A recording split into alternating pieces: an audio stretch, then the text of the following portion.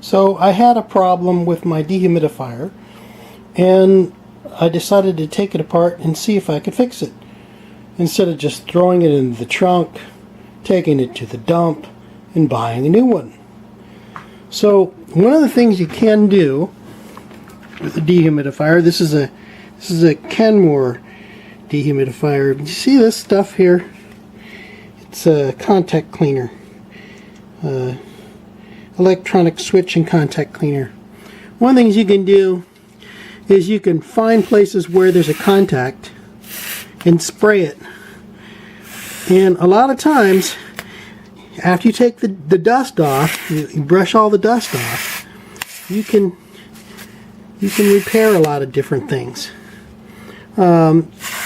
Particularly intermittent kinds of things. Now, one of the things I did when I took this thing apart is once I did get it running again, I checked to make sure the condenser was working properly by feeling cold on this. This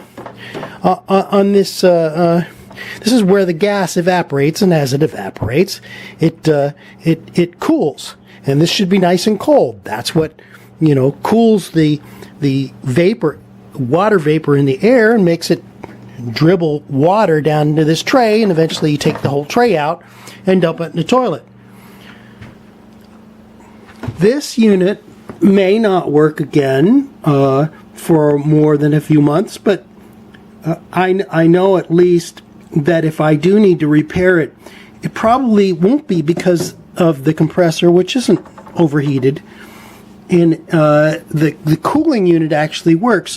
What I had was a problem where the indicator, the humidifier control was not working, and I could not, these dip switches here, again, it's a contact, it's a switch, and a lot of times with electronics, it's the switch that's broken, or the switch has got oxidation or something on it that's preventing electrical contact. And you can fix a lot of these things simply with a can. It's possible.